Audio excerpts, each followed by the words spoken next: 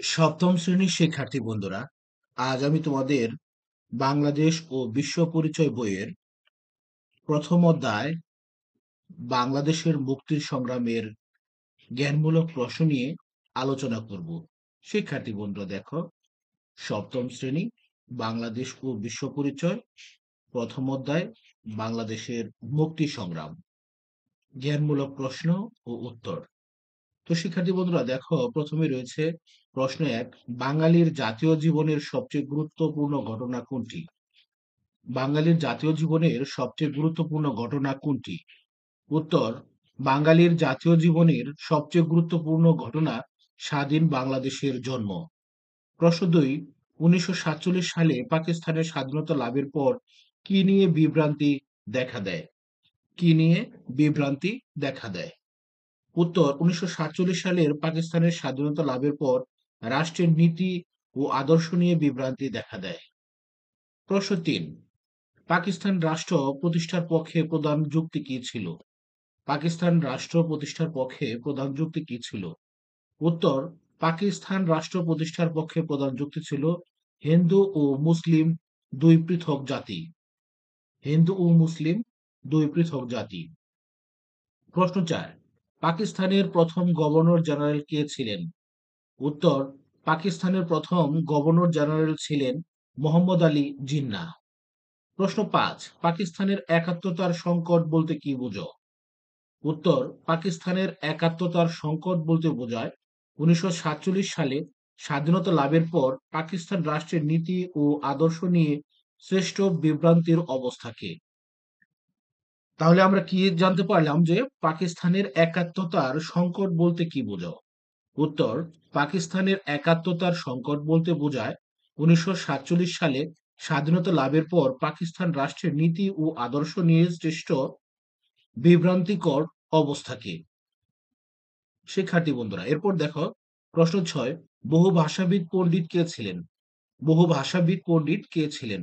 উত্তর, ডক্টর মোহাম্মদ শহীদুল্লাহ বহু ভাষাবিদ পণ্ডিত ছিলেন। প্রশ্ন সাত, কাদের সমন্বয়ে সর্বদলীয় রাষ্ট্র সংগ্রাম পরিষদ গঠিত হয়েছিল?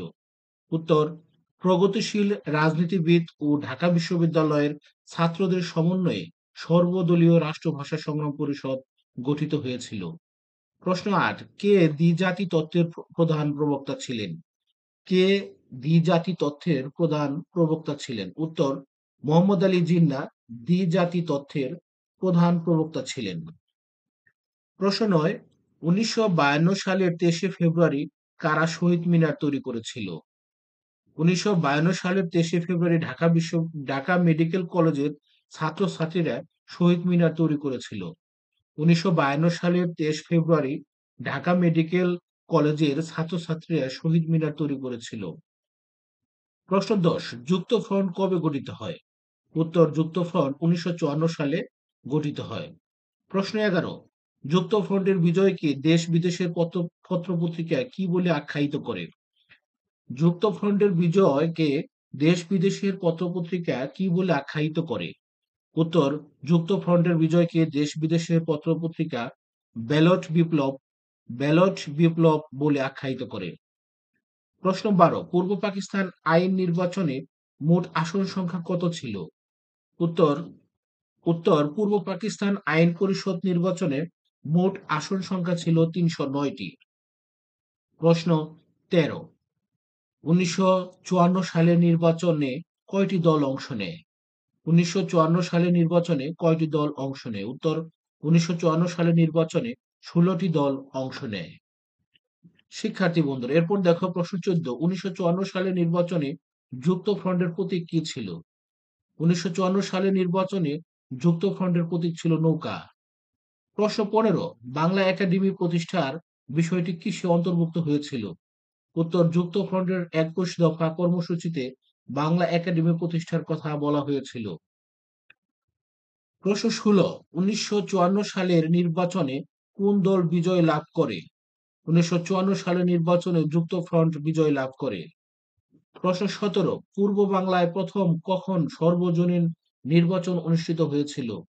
1954 সালে পূর্ব বাংলায় প্রথম সর্বজনীন নির্বাচন অনুষ্ঠিত হয়েছিল।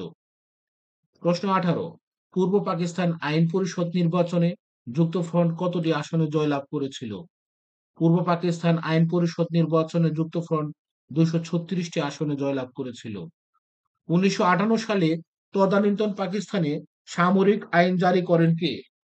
1958 সালে 1958 সালে তদানীন্তন পাকিস্তানে সামরিক আইন জারি করেন কে?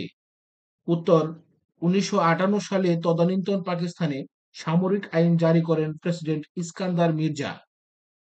1958 সালে তদানীন্তন পাকিস্তানে সামরিক আইন জারি করেন প্রেসিডেন্ট ইস্কান্দর মির্জা।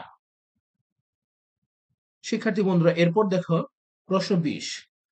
কত সালে লাহোরে বিরোধী দলের সম্মেলন অনুষ্ঠিত হয়? কত সালে লাহোরে বিরোধী দলের সম্মেলন অনুষ্ঠিত হয়? শিক্ষার্থী বন্ধুরা, 1966 সালে লাহোরে বিরোধী দলের সম্মেলন অনুষ্ঠিত হয়। 1966 সালে 1966 সালে লাহোরে লাহোরে বিরোধী দলের সম্মেলন অনুষ্ঠিত হয়। প্রশ্ন 21 কত সালে 6 দফা দাবি উপস্থাপন করা হয়? কত সালে 6 দফা দাবি উপস্থাপন করা হয়? উত্তর: 1966 সালে 6 দফা দাবি উপস্থাপন করা হয়। 1966 সালে 6 দফা দাবি উপস্থাপন করা হয়। শিক্ষার্থী বন্ধুরা, এরপর দেখো প্রশ্ন 22। 6 দফা দাবিতে মুদ্রার ক্ষেত্রে কি বলা হয়েছিল? উত্তর: পূর্ব ও পশ্চিম পাকিস্তানের জন্য দুটো ভিন্ন মুদ্রা চালু থাকবে, তবে দুই অংশেই তা সহজে ব্যবহার করা যাবে। প্রশ্ন 23। 6 দফার কর্মসূচিতে দুই অঞ্চলের জন্য কয়টি স্বতন্ত্র ব্যাংকের কথা বলা হয়েছিল? উত্তর: 6 দফা কর্মসূচিতে দুই অঞ্চলের জন্য দুইটি স্বতন্ত্র ব্যাংকের কথা বলা হয়েছিল। প্রশ্ন 24। 1966 সালের 5ই ফেব্রুয়ারি ঘোষিত 6 দফা দাবির ষষ্ঠ দফা কি ছিল? 1966 সালের 5ই ফেব্রুয়ারি ঘোষিত 6 দফা দাবির ষষ্ঠ দফায় ছিল পূর্ব পাকিস্তানের জন্য আলাদা একটি আধা সামরিক বাহিনী গঠন করতে হবে। প্রশ্ন 25। আগরতলা মামলা কি? আগরতলা মামলা কি? 1966 সালে উত্থাপিত 6 দফা ভিত্তিক আন্দোলনকে নস্যাৎ করতে 1968 সালে 35 জনকে আসামি করে যে মামলা দায়ের করা হয় তাই আগরতলা মামলা। প্রশ্ন 27। আইয়ুব মোনায়েম চক্রের মামলার মূল উদ্দেশ্য কি? আইয়ুব মোনায়েম চক্রের মামলার মূল উদ্দেশ্য ছিল 6 দফা আন্দোলনকে নস্যাৎ করা। প্রশ্ন 28। কত জনের বিরুদ্ধে ঐতিহাসিক আগরতলা মামলা দায়ের করা হয়? উত্তর: 35 জনের বিরুদ্ধে ঐতিহাসিক আগরতলা মামলা দায়ের করা হয়। প্রশ্ন 29। জেনারেল আইয়ুব খানের পতনের লক্ষ্যে কত সালে সর্বদলীয় ছাত্র সংগ্রাম পরিষদ গঠিত হয়েছিল? উত্তর: জেনারেল আইয়ুব খানের পতনের লক্ষ্যে 1969 সালে সর্বদলীয় ছাত্র সংগ্রাম পরিষদ গঠিত হয়েছিল। প্রশ্ন 30। আগরতলা মিথ্যা মামলা প্রত্যাহার করা হয় কখন? 1969 সালের 22 ফেব্রুয়ারি আগরতলা মিথ্যা মামলা প্রত্যাহার করা হয়। প্রশ্ন 31।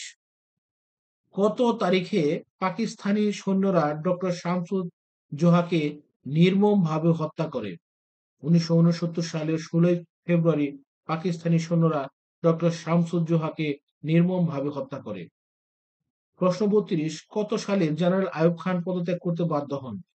উত্তর: 1969 সালের 25শে মার্চ জেনারেল আইয়ুব খান পদত্যাগ করতে বাধ্য হন। কত সালে পাকিস্তানের জাতীয় পরিষদ নির্বাচন অনুষ্ঠিত হয়েছিল? 1970 সালের 7 ডিসেম্বর পাকিস্তানের জাতীয় পরিষদ নির্বাচন অনুষ্ঠিত হয়েছিল। প্রশ্ন 34। তৎকালীন পাকিস্তানের জাতীয় পরিষদের আসন সংখ্যা কতটি ছিল? তৎকালীন পাকিস্তানের জাতীয় পরিষদের আসন সংখ্যা ছিল 313টি। প্রশ্ন 35। প্রশ্ন 35। পাকিস্তানের জাতীয় পরিষদের নির্বাচনে পূর্ব পাকিস্তানের জন্য কতটি আসন বরাদ্দ ছিল? পাকিস্তানের জাতীয় পরিষদের নির্বাচনে পূর্ব পাকিস্তানের জন্য 169টি আসন বরাদ্দ ছিল। প্রশ্ন 36। পাকিস্তানের জাতীয় পরিষদের নির্বাচনে আওয়ামী লীগ কতটি আসন লাভ করে? পাকিস্তানের জাতীয় পরিষদের নির্বাচনে আওয়ামী লীগ 166টি আসন লাভ করে। পূর্ব পাকিস্তান প্রাদেশিক পরিষদ নির্বাচনে মোট আসন সংখ্যা কত ছিল? পূর্ব পাকিস্তান প্রাদেশিক পরিষদ নির্বাচনে মোট আসন সংখ্যা ছিল 310টি। 1970 সালে পূর্ব পাকিস্তান প্রাদেশিক পরিষদ নির্বাচনে আওয়ামী লীগ কতটি আসন লাভ করে? 1970 সালে পূর্ব পাকিস্তান প্রাদেশিক পরিষদ নির্বাচনে আওয়ামী লীগ 298টি আসন লাভ করে। তৎকালীন পাকিস্তানি সেনাবাহিনীতে কত ভাগ বাঙালি অফিসার ছিল? তৎকালীন পাকিস্তানি সেনাবাহিনীতে মাত্র শতকরা ৫ ভাগ বাঙালি অফিসার ছিল। তৎকালীন পাকিস্তানি সেনাবাহিনীতে মাত্র শতকরা ৫ ভাগ বাঙালি অফিসার ছিল। তো শিক্ষার্থী বন্ধুরা, আজ আর নয়, আবার কথা হবে পরবর্তী ক্লাসে। সে পর্যন্ত সবাই ভালো থেকো, সুস্থ থেকো। আল্লাহ হাফেজ।